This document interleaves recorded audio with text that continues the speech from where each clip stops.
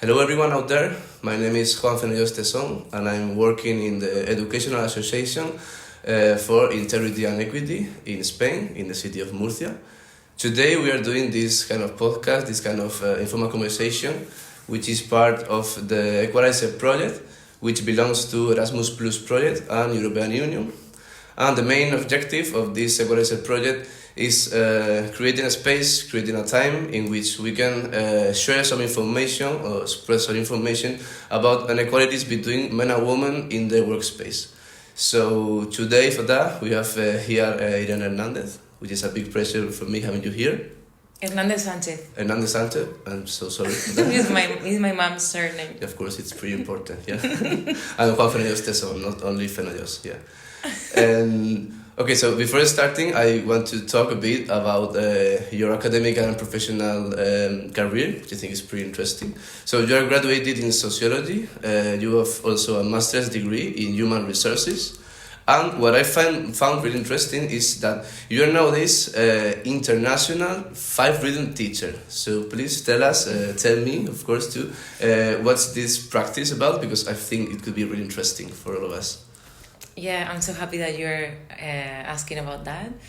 Yes, I'm a 5 rhythms teacher, and 5 rhythms is a dynamic movement meditation practice which uses the dance, music, and the group process to learn about ourselves, to learn about how we are, who we are, and also to train to relate to others from a more conscious and loving way.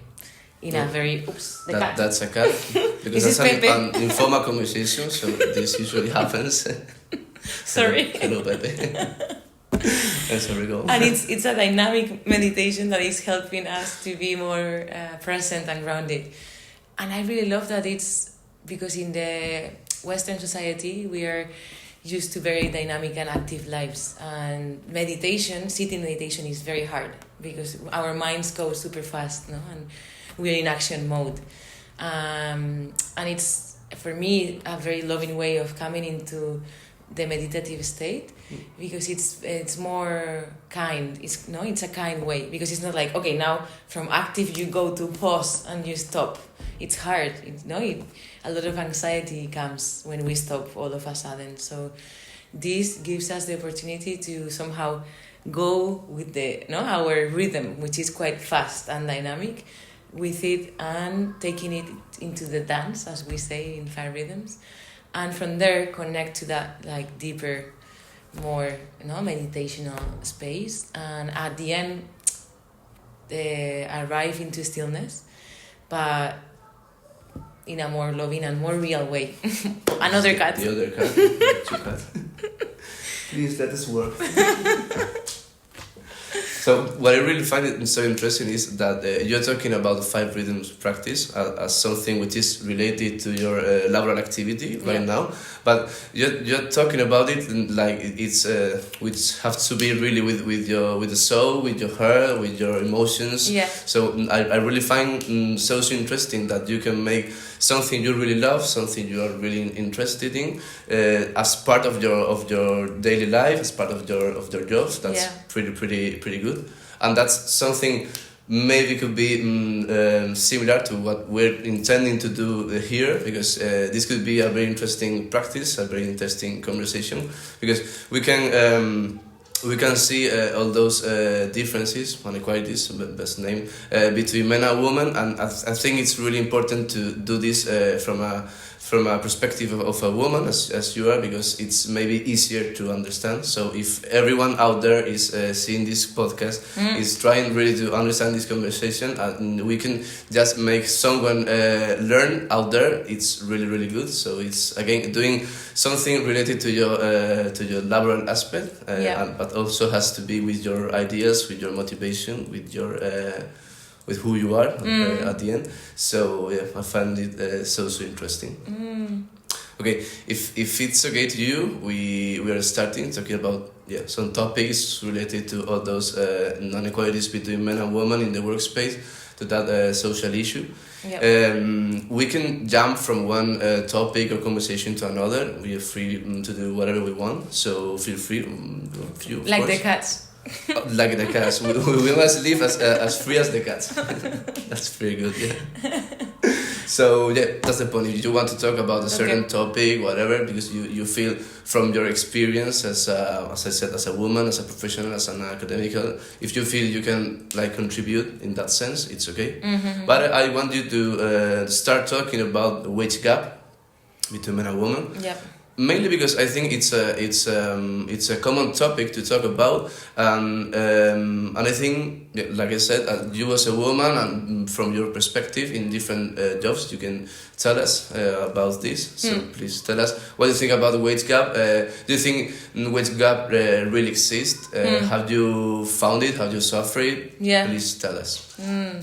Beautiful. I'm loving that you're bringing that I have the privilege to work as a professional in a field that I love, and it's my passion. No? I feel very privileged, and actually it has to do with the wage gap. And in my case, I think I took advantage of a lot of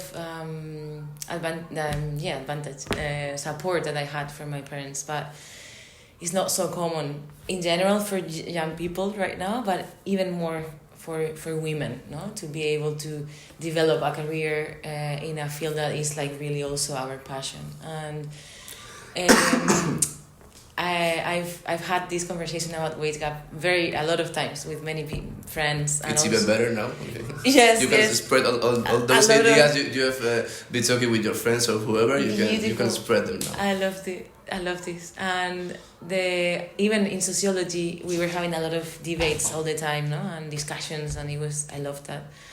And by the way, there were much more men than women when I was studying. I was about to ask you that question. Like, there were more men. For sure, I was about to ask you. Yes, and it was hard for me because I remember I was very passionate when I was, like in a debate, and somehow the rational way of speaking, which I think is more masculine, was more like had more value.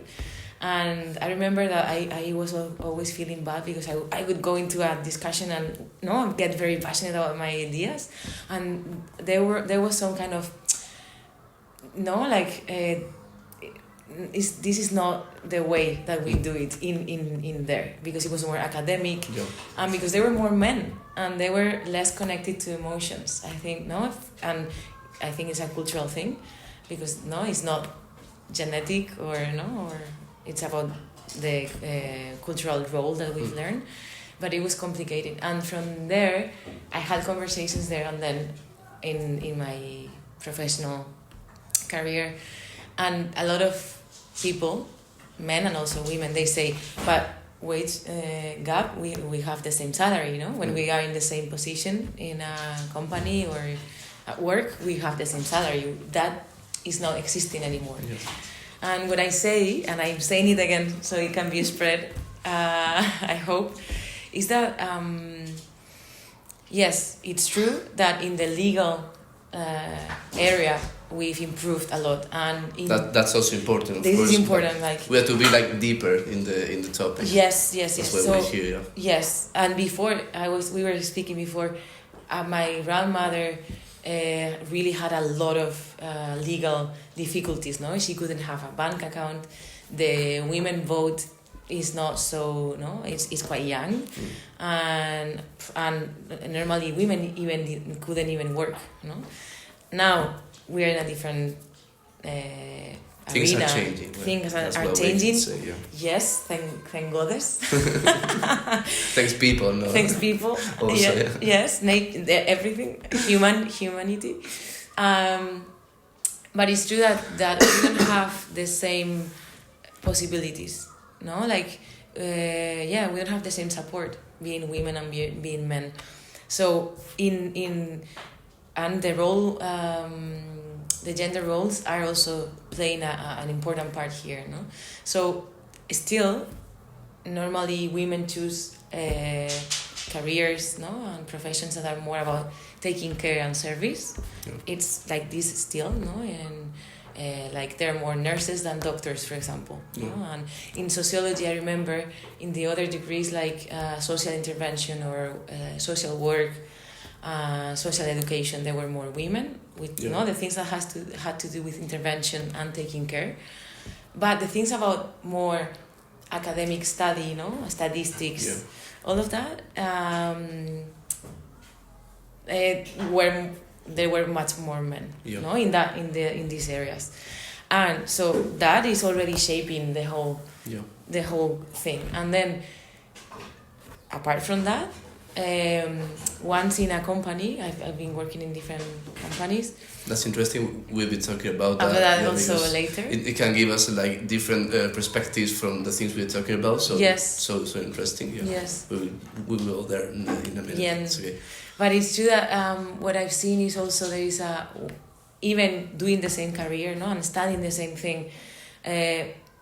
Somehow a women's opinions are not again valued the same as men, and it's like and this is also, it comes also from a personal feeling, this is a sense of I need to prove that I'm valuable. And I remember, as I said, in the debates, for example, I had to be super wise and speak super good so the teacher would follow what I was saying. So it was much easier than my colleagues that were men were encouraged by them, so the teacher. Do you even know? So it's like men and women were like ruled by different rules or different points. Yeah. Yes. So I want to clarify and like making a brief summary of your words, because I really love the way you talk about the wage gap again from your perspective. Mm-hmm. I think that's the most important thing. So as you said, wage gap is nothing to be with like level perspective or whatever. Of course, if you and we are doing the same job and you're a woman and a man, of course we should be paid the same. That's of course. So when we talk or when we here to talking about wage gap, we must understand which is something which has more to be with the social and cultural aspect. Maybe the way people or even people from human resources, you can also talk about that. The way those kind of people are seen as people just because of the fact of being a woman or a man. Yeah. So that's important. What you were saying, like there's like different measures between women and men. It's something really, I'd say, basic, even not so important as it could be like just an exercise or a practice in your degree. Again, hello, baby.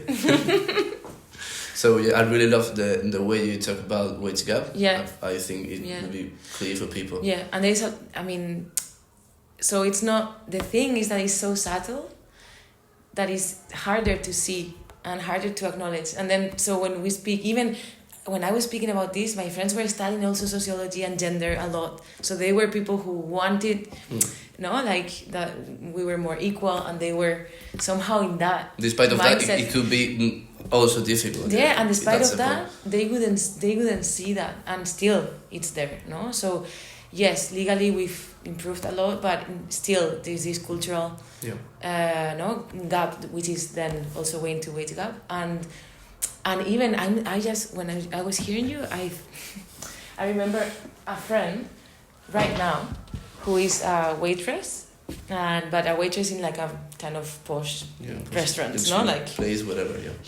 And so she's been having a positions like as jefa de sala, the coordinator of the waiters, like in charge of a place of a space. Whatever. And she's been having problems with the salary, like literally all her career, and of course all the the people who were like the main the chef and everything were men, and they were like, no, but so they would give her a lower salary, and then in a lower category, personal category, and then give like cash. In Spain we like this, give cash, and not like formal.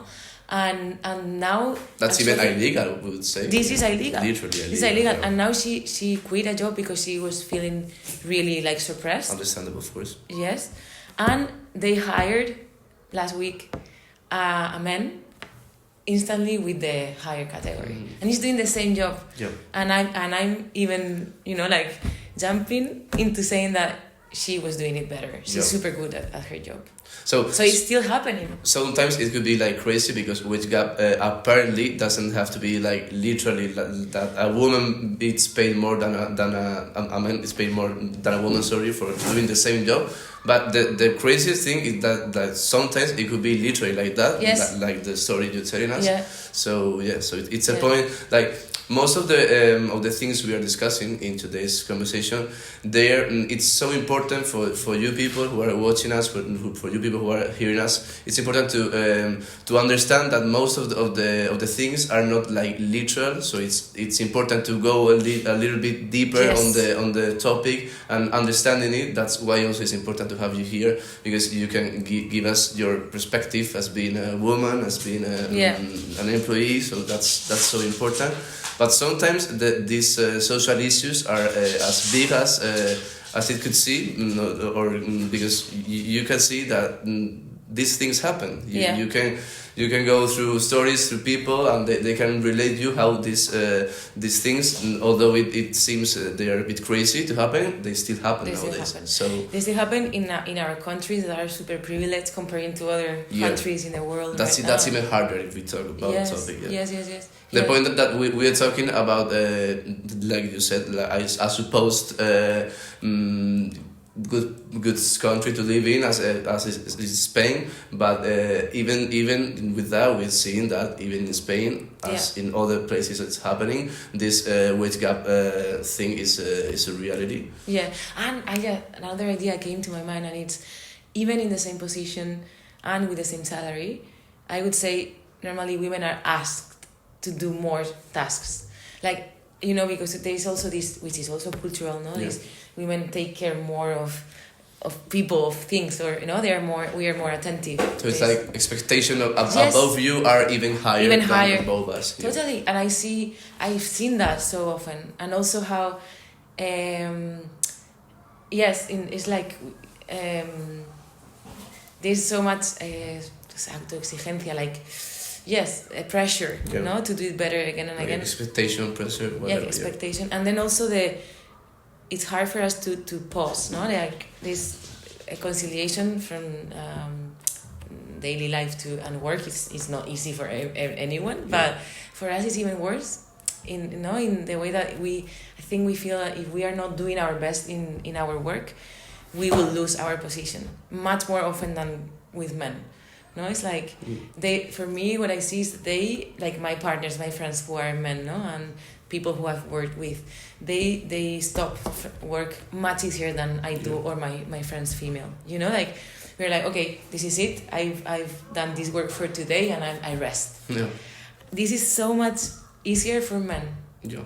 And I think there is a lot of things that have so it's like you maybe feel women feel more involved in their jobs. Yes. They are more maybe even interested in them. So it's like they are really gaining their weight. So it's like you must feel like a pressure. Like I really have to demonstrate I'm suitable for this position. I'm doing my best job. So you really have to work harder day to day to like prove you deserve the position and the wage you're earning. Yes. Just like a man.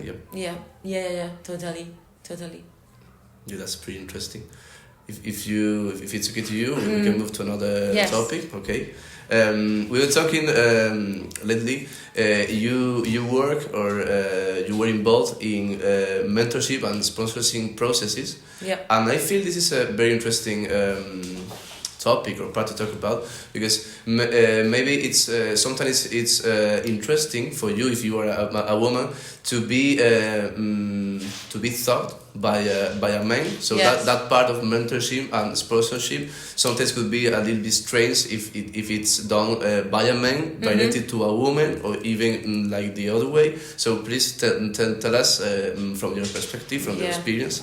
As you were telling me, please tell me what do you think about this? It's a huge topic, the leadership and mentorship. Well, all of them are connected, but I really like the mentorship and leadership in general, because I studied human resources, and also then in the Five Rhythms organization, I've been having mentors, no, and they've been very important in my life. And also I'm a psychotherapist, and mentors have been very important.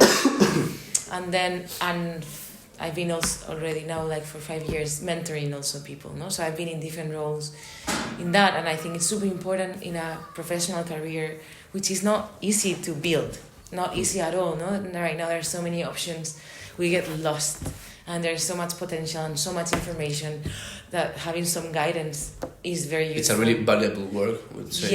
Yes, it's very useful. And what I see is that we have a lot of much more references and examples of men leading. No, it's like in every different kind of career, no, in more social or education, in health. No matter where, there are more examples of men leading. And also there are more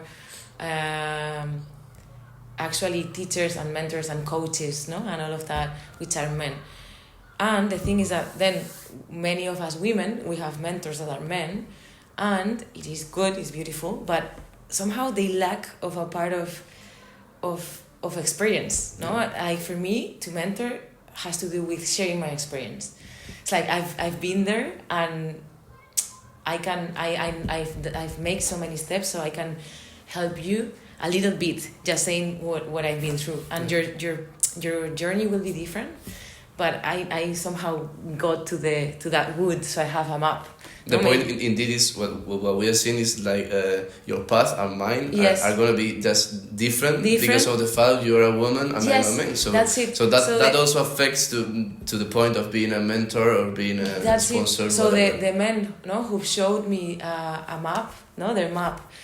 Yes, of course, it's always different, but here there was such a big difference because of the gender differences that I didn't feel totally seen or guided. No, there was a lack of of tools and of also emotional somehow guidance in my process. Maybe it's assertivity. Maybe it's a wider concept. I don't know. Yes. Yeah. There was a lack of assertivity and somehow some coldness also. Yeah, and just less empathy. No. And actually, I felt treated badly by men. No, it's been hard. Now that I'm thinking, it's been hard and very challenging to create my career. And I had to go through a lot of things that were very hard. And in that, I remember there was a big shift where my first teacher, for example, in Farides was a man. And my encouragement to start the path to become a teacher was from his wife. So not even from him. She was the one who was like, "Oh, you have some capacities. You could do this. I see you doing this." And then I didn't have references because the main big teachers in the world were men. Yeah. So I couldn't even see myself being there. So this kick from this woman was helping. And then after a big crisis with this first mentor, which was a big learning for me, I started to choose women as mentors and leaders, and it was so good. I mean, again, different ways of teaching and leading. More natural, maybe. More natural, because of the fact you're a woman, there too. There was something that they have been through that they could understand, and they could come with me easily. Like another big mentor has been Anis, my mom, no, who is also a psychotherapist, and she's been also big coordinator in the health system in Murcia and in palliative care, and she's a super good leader, and she's had so many challenges, no, and so working also with health and politics and all of that's that. Even harder. A lot, so much. Imagine. No? And she's been such a great support. So that's why I was saying also at the beginning, I've had the privilege to be in a very supportive environment. That's pretty and important. Still, there's been so much challenges, no, and now, and so then I received this mentorship from men for women, and I've seen these differences, and then I became a mentor, and that's been very that's the other point. The other perspective. The other perspective, and it's been also very interesting and hard, and I'm young. I'm 35, but I started like 25. I was already teaching, So when I started to mentor, I think when I was like 30. So most of the people I was mentoring and guiding, they were older than me, with more experience in other fields. And you were younger and a woman. And so I won't. Then so this is all difficult, and even more difficult. Yes, it's like adding always another layer. Another barrier. Yeah, yes, yeah. of hardship. And I remember one mentee I had, who was a man, the first man I was mentoring, and I remember this struggle. No, it was subtle, but it was there. Like, she wouldn't put me in the place of you know more than me. Of a teacher. Yeah. Like, it's but it's literally what you're asking for and what you're even paying for. Yes. Like, when you're a mentor, you're a teacher. Yeah. Of course, it exists like a difference between your level or your attitude. Yeah. It must exist because that's how the relationship is done. Yeah. But it was very interesting, and then I remember being so frustrated. But then I just, it was cool that I could see that and say, I think you don't want to learn from me, or you can't, or this is not working, and we stop. And he found another person, and now I've been having more and more, and I'm having men, I have to say, which are really taking in, the role and the place of learning. That's good, yeah. Yes, so things are changing again. That's good again. Yes, but it's important to keep on. We're maybe in the right direction, but we must follow it. Yes. There's a lot to do, and with all of the topics, the thing is that in Western countries, things are becoming more subtle, and this is good in a way because it means we are improving, and hard in a way because we need to be very attentive. No, like we don't. It's not so obvious that there is, like, for example, gender violence. Yeah. Because there is still people dying, now it's like women dying, but it's like not hidden. It's like maybe it's like more difficult to say. Like, because maybe like many years ago it was like pretty obvious. Yes. Like you could see, like, just directly looking at the point, you could like just see it. Yeah. And maybe nowadays it's like more hidden, like something you really have to watch out at it to like understand what's happening, what that woman is going through.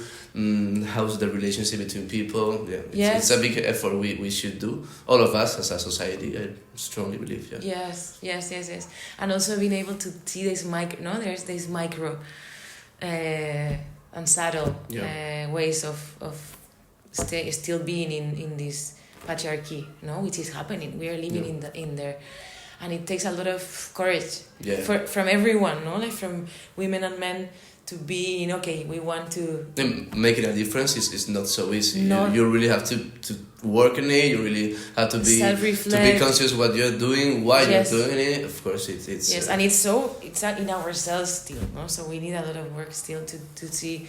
What, as you say, every day, what I do, what I don't do, how I say the little details, like how is this person feeling about what I'm saying. How am I feeling about what he or she saying. Yes.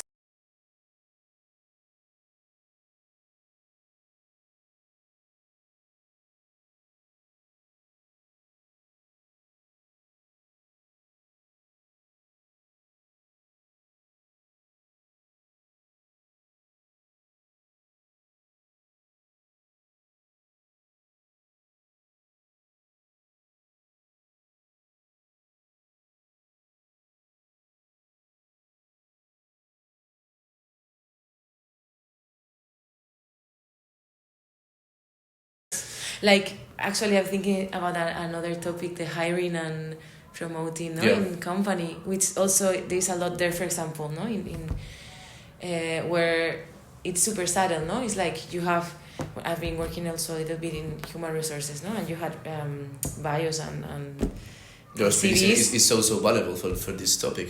Yeah, right? Perfect. And they have CVs which has the same, and very subtle, the men are chosen mostly when it's like a position which is in a high kind of responsibility level.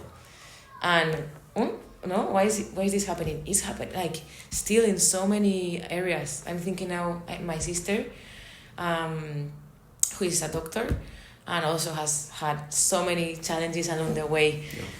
She's a super professional, and right now I see like there is so much difference, and also difficulties in the health system, and there are more women studying medicine right now. Yeah. So there's a lot more doctors that are women. In almost every career, I'd say. In almost every career. There are more women than men studying. Yeah.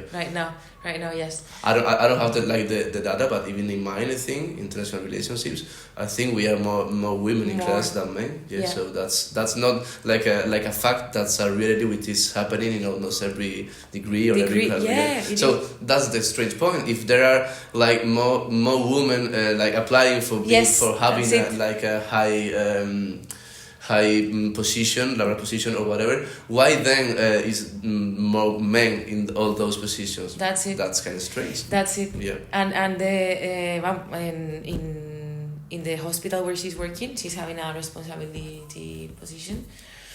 But most of the chiefs, of the different areas, they must be men. They're men. Yeah.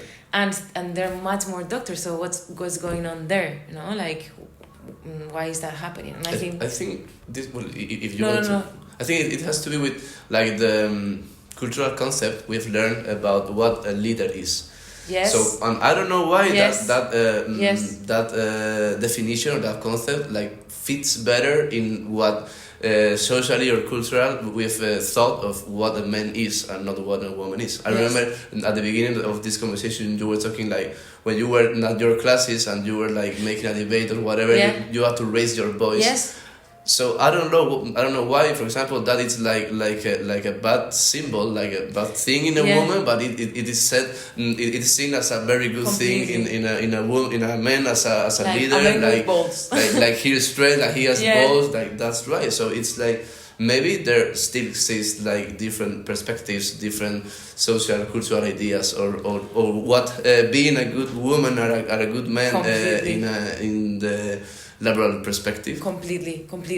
Why do you think is that? Or the gender, like the cultural part in gender, gender roles, whatever. The roles. I mean, it starts super young. Like when we still. The other day I went to visit a friend who has 2 children who are female.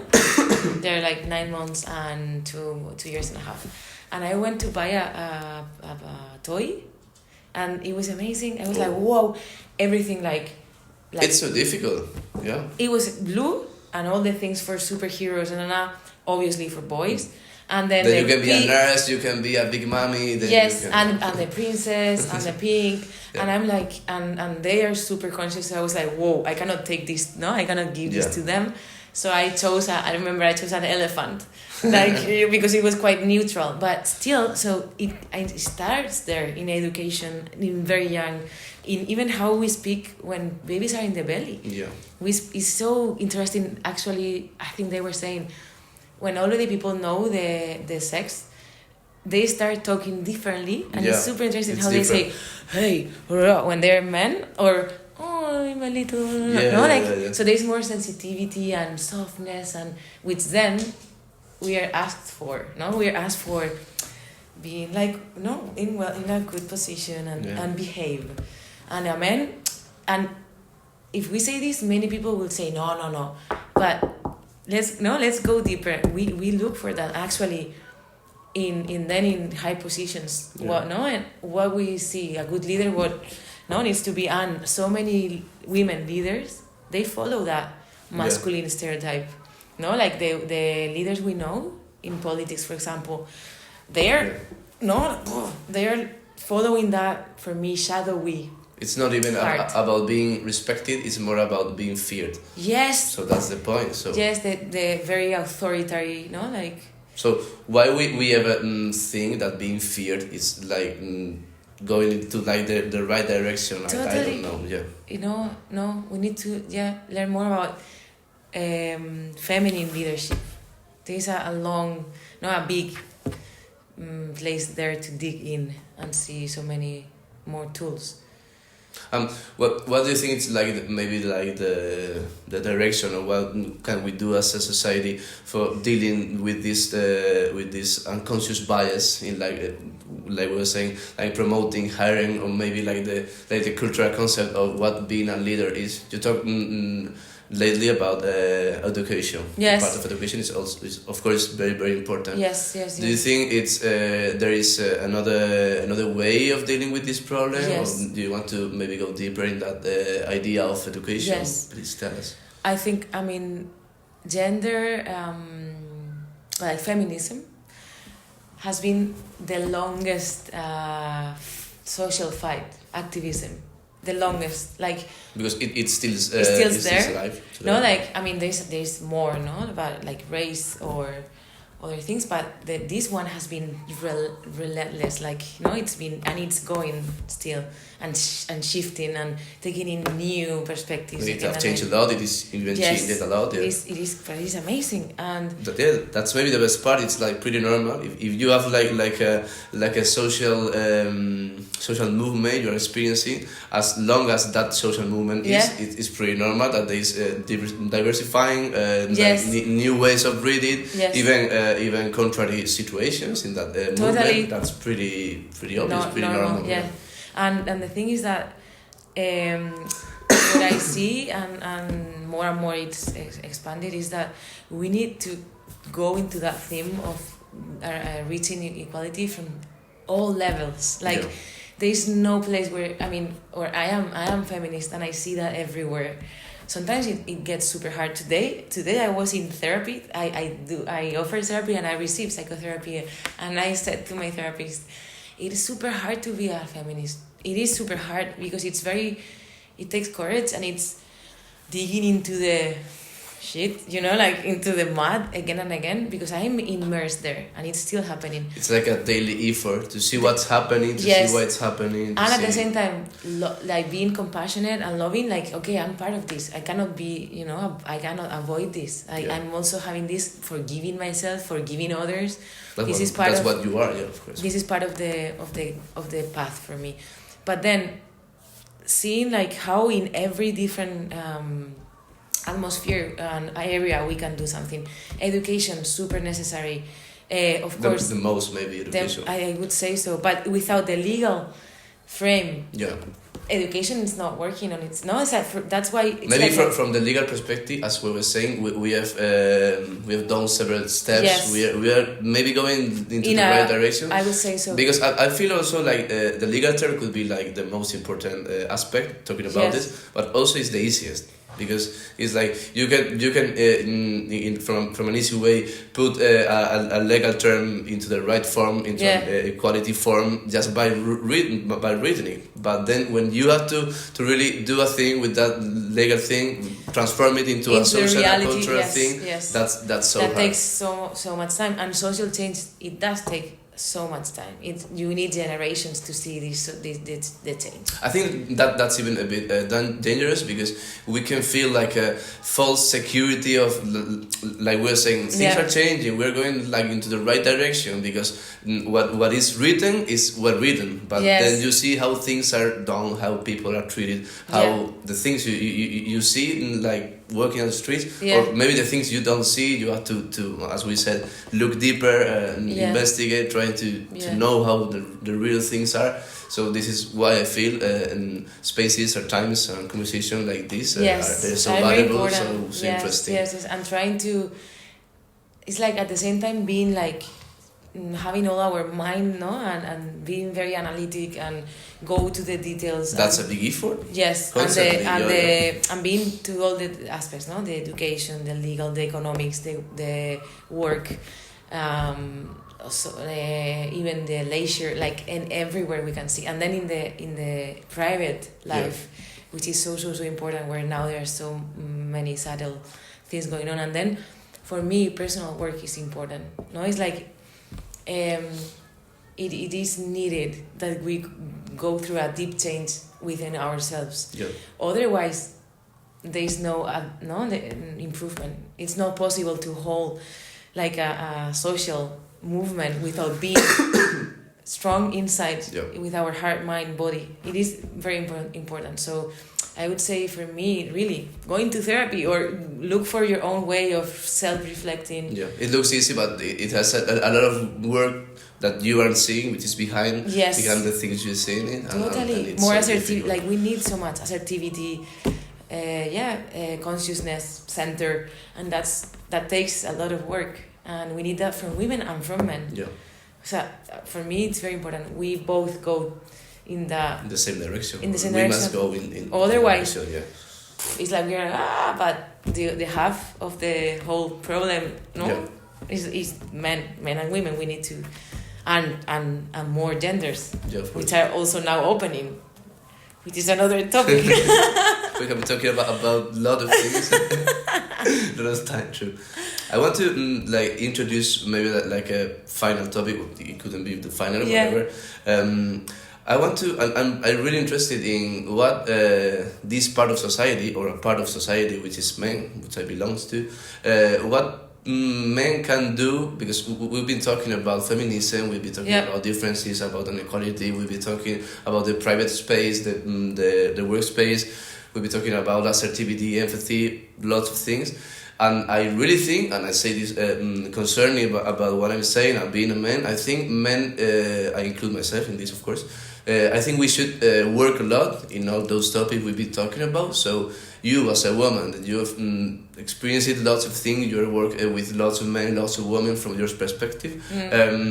What are the main things men can do in order to improve society, in order to support society, and of course support women? What do you think are main points? That's a very good question. I think it could be very interesting for other people who's hearing us out there. Yeah. Yes. Well, I think there's so much work there to begin, to want, like, to be courageous enough to acknowledge that you are also part of that patriarchy, and wanting to do something, which for me first is to shut up and listen. To start, this what I was saying also before. There's so much. ¿Cómo se dice? Bueno, men saying to women what to do, and even in gender, when I've seen in feminism, yes, manspreading. Even in manspreading, that's it. Even in feminism, men that are coming in, they're coming in with their ideas. It's like, wait, we've been here for centuries. Why don't you first listen? No, it's like, listen what we have to say, but really listen. No, it's like really giving all your heart and mind to, okay, they are feeling suppressed, and believing that it's true. No, it's not hysteria, because it is still there. I still have with my partner, who's a man, or with friends, when sometimes I'm feeling like this is part of, I say, I don't feel good, we don't have the same tasks at home, for example. And still there's like, like hard to be like, okay, I'm also part of this. Be humble enough and courageous enough to be like, okay, I'm in a privileged position.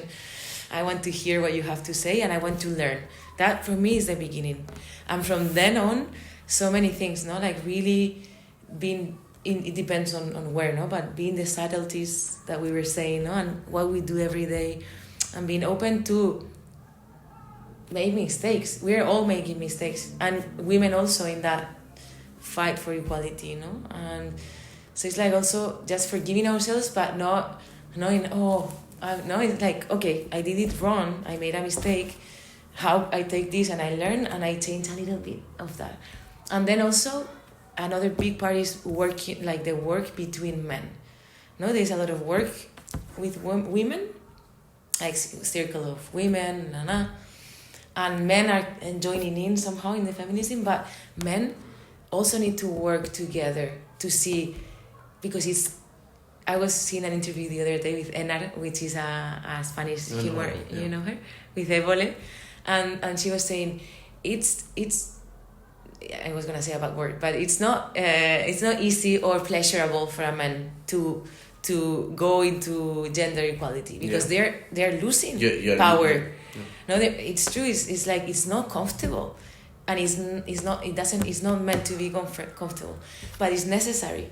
So also like finding support, between men, and seeing how hard it is and how you still act violently in a big or a small way. Yeah. But how do you still... I'm thinking now my stepdad, which is for me a good example of a man who is also in this system, but is working a lot to do something, small steps. And he's working with men's circles. And it's so interesting how they need that intimacy also. And then, it's like each one, women, men, and then putting that into society and coming together. But it's super hard. I think it has to be at the end looking at what benefit the most to society, but also like having in account all those people who have been maybe forgotten about society, which are women. Yeah. So it's like putting your intention and your objectives or whatever you are doing from the perspective of making a benefit, making a difference for society, but having in account all those people you haven't had in account, which are women. So I think it's pretty hard to identify the aspects maybe in your daily life you can change. Yeah. Because I really think that we usually think that our actions have not a real real impact. Yes. So the easy answer is like, so as I cannot change anything, I'm doing anything. Yes. Yeah. But that's not the point. We have to go like deeper, as we've been saying. Yeah. So that's the point. Sometimes we must identify what we are doing in the wrong way, or maybe not in the best way in our daily life. Yes. And that's hard. That's not easy. Yes. To be conscious that what you said is not what you had to say. Yes. Or the way you did your behavior is not the right way. Yes. That's hard, but it's important. Necessary. You must do it. Yes. Yeah, I love that. And I'm thinking also another part, which is between friends. It happens so often. I remember 10 years ago, many men which were friends, they would do jokes which were very machista. Not funny. Not funny, Machist, like against women or misogynist. Yes. And now I see how in new generations it depends, of course. There's still a lot to do. From my perspective, I say that it has changed. Yeah. And it's like you're taking more responsibility. This is part of it. No? You're taking responsibility, and you're like, you hear a joke that is misogynist, and it is your responsibility also, not only to not follow, which is one part, but saying, hey, this that you're saying, I'm not follow. I'm not. I don't agree. This is not funny. That's what I was saying. It's identifying what is being wrong. Yes. Maybe you are the one doing it wrong, or you are just saying it, yes. and then doing something with it. Yes, doing something. It's like taking your place. It's like the second thing we must do. Yes, it's also your fight. I'm thinking the other day, my sister. I have so many stories of so many examples of things everywhere in how we feel this, but. My sister told me in the hospital, an old doctor went to see her because she is a radiologist and she wanted to see the something that she has, a test or something. And how is this patient? And then the man goes and at the end takes his head and gives her a kiss here. Yeah. And then she was like, this happened. Sense. Yeah. It doesn't make sense. But then everyone was like, come on, he's old. And then another man, who's a colleague, was like, no. And he went to talk to speak with him. That's the point. And this is the thing, it's like, we need, okay, of course we can protect ourselves, but we also need you. And sometimes it's true that you hear another man. So let's use that. Yeah. And use it to grow together. That's a pretty good example, I feel. Yeah. Yes. Also pretty basic, or like maybe near from our perspectives or our lives. So yes. Like seeing like the things we've been discussing today, they are real. They're happening. Yeah. This is your voice. This as an example. Yes. From your perspective. Totally. As an employee, as an academic person.